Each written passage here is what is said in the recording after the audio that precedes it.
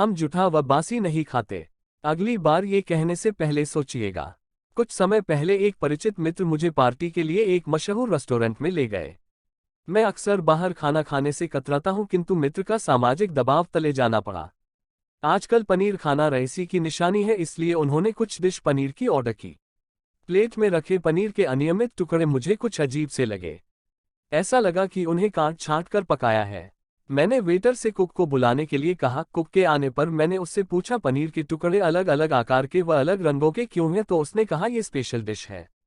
मैंने कहा कि मैं एक और प्लेट पैक करवा कर ले जाना चाहता हूं, लेकिन वो मुझे ये डिश बनाकर दिखाए। सारा रेस्टोरेंट अकबका गया। बहुत से लोग थे जो खाना रोककर मुझे देखने लगे। स्टाफ तरह तरह के बहाने करने लगा। आखिर वेटर ने पुलिस के डर से बताया कि अक्सर लोग प्लेटों में खाना, सब्जी, सलाद व रोटी इत्यादि छोड़ देते हैं। रसोई में वो फेंका नहीं जाता। पनीर व सब्जी के बड़े टुकड़ों को इकट्ठा कर दोबारा से सब्जी की शक्ल में परोस दिया जाता है।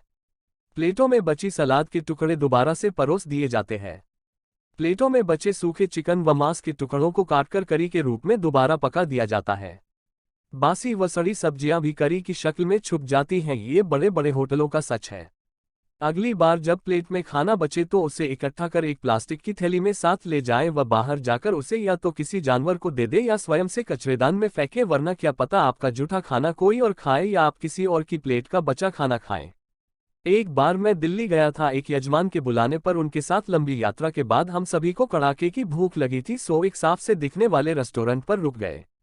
समय नष्ट न करने के लिए खाना मंगाई गया।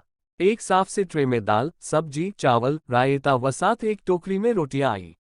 पहले कुछ कौर में ध्यान नहीं गया, फिर मुझे कुछ ठीक नहीं लगा। मुझे रोटी में खट्टेपन का एहसास हुआ। फिर सब्जी की ओर ध्यान दिया तो देखा सब्जी में हर टुकड़े का रंग अलग अलग सा था। चावल चखा तो वहां भी माजरा गड़बड़ था।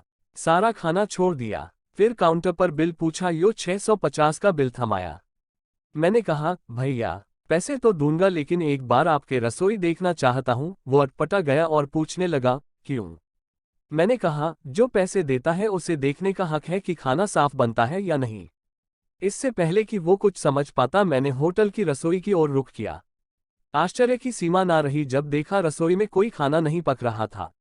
एक टोकरी में कुछ रोटियां पड़ी थी।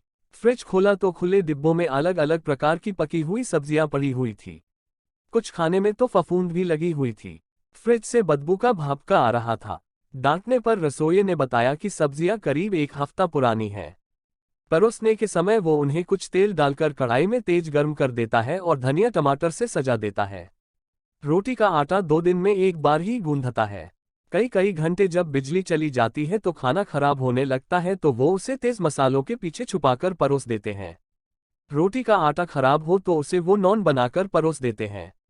मैंने रेस्टोरेंट मालिक से कहा कि आप भी कभी यात्रा करते होंगे। ईश्वर करे जब अगली बार आप भूख से बिलबिला रहे हो तो आपको बिल्कुल वैसा ही खाना मिले जैसा आप परोसते हैं। उसका चेहरा स्याह हो गया। मेरे साथ में जो यजमान थे उन्होंने पुलिस बुलाना चाहा, मगर मैंने ये कहकर मना करवा दिया कि इससे क्या हो जाएगा, पुलिस को क्या ये सब मालूम नहीं होगा क्या, बल्कि इन झमेला में अपने यजमान को यही कोर्ट कचहरी करना ना पड़ जाए। और मैं पुलिस बुलाने भी देता तो कौन सा कानून उसको सजा देता। हर क्षेत्र में गुनाह हो ही रहा है। पुलिस वाला आएगा, इससे कुछ रिश्वत लेता और चलता बनता। बस आपको ये सब बातें कहानी लग सकती है, या यूं कहें कि सब होटल रेस्टोरेंट ऐसा नहीं करते, ये भी सही है, मगर एक विचार जरूर करें कि क्या आपके साथ ऐसा कभी हो, तभी विश्वास करेंगे। जब तक आप किसी ऐसे रेस्टोरेंट में नहीं फंसेंगे तब तक विश्वास नहीं करेंगे। मैं ये भी नहीं कहता कि आपके साथ ऐसा हो, मगर आज आपको खतरों, धोखों व ठगी से सिर्फ जागरूकता ही बचा सकती है, क्योंकि भगवान को भी दुष्टों ने घेर रखा है।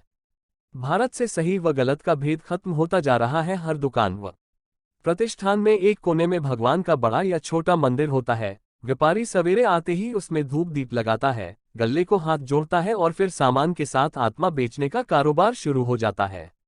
भगवान से मांगते वक्त ये नहीं सोचते कि वो स्वयं दुनिया को क्या दे रहे हैं। जागरूक बनिए और कोई चारा नहीं है।